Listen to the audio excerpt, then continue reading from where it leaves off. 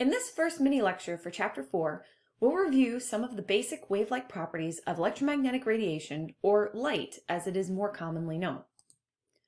Over the next few mini lectures, we'll see one of the ways in which physics and chemistry overlap by dipping our toes into quantum mechanics. Light, surprisingly, has many characteristics in common with electrons, so understanding the basic properties of light will give us a good foundation for talking about electrons. Light, or electromagnetic radiation, has an electric field component and a magnetic field component, which are perpendicular to each other. Both of these components have wave-like properties as they travel through space, and the waves move with a speed of about 3 × 10⁸ meters per second, which is often referred to as the speed of light.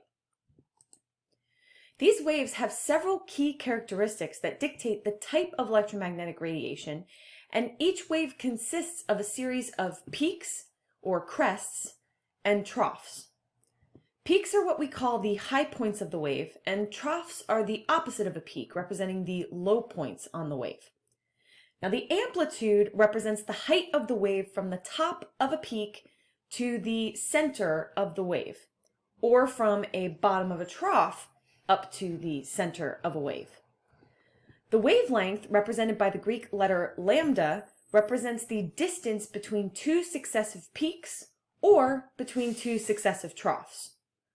Finally, the frequency, represented by the Greek letter nu, which looks kind of like an italicized V, represents the number of wave peaks that pass a given point per unit time as the wave propagates. Now, frequency is not the same thing as velocity, which is usually represented by the letter V. And note how it's really easy to sometimes get these two terms confused due to the similarities between nu and V, especially when they both tie back to how fast something is moving. Thinking about the movement of a wave as it propagates can be tricky.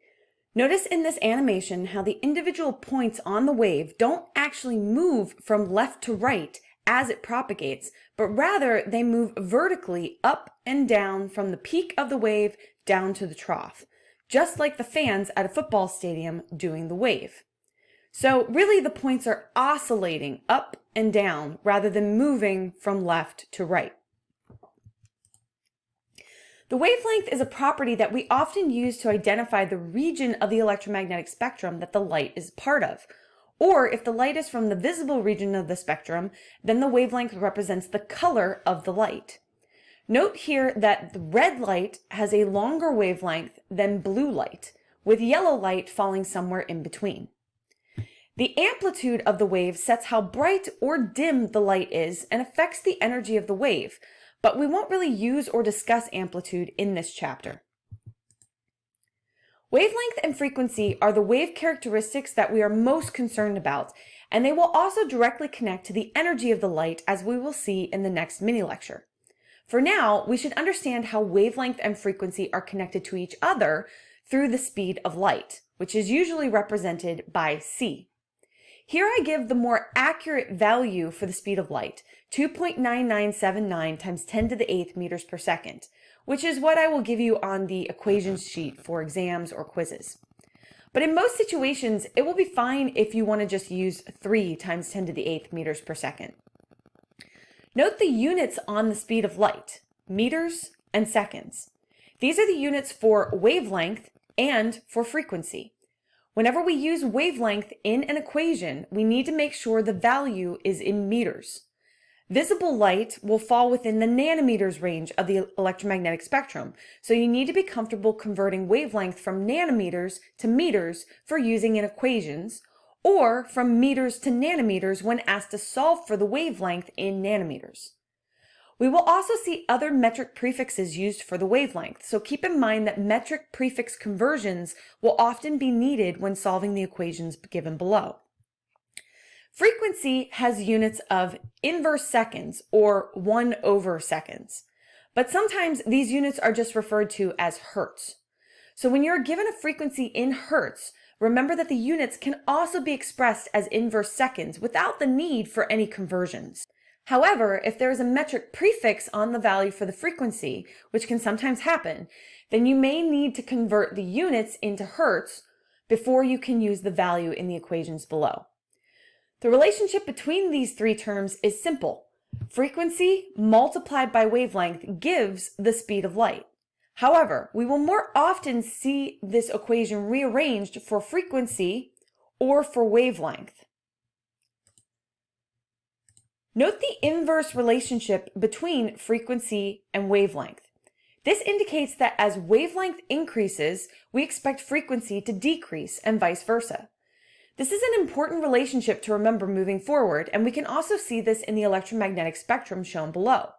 Frequency ranges from about 10 to the third hertz up to about 10 to the 24th hertz.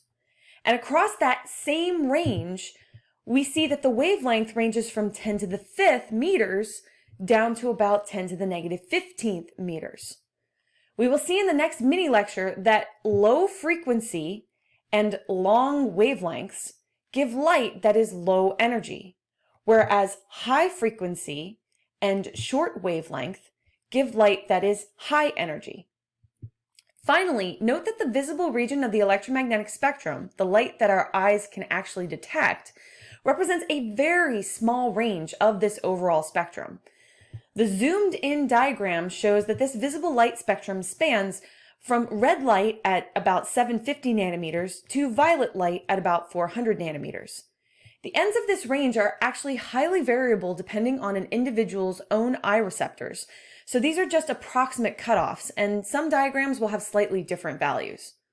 Also note again that red light has a longer wavelength than violet light.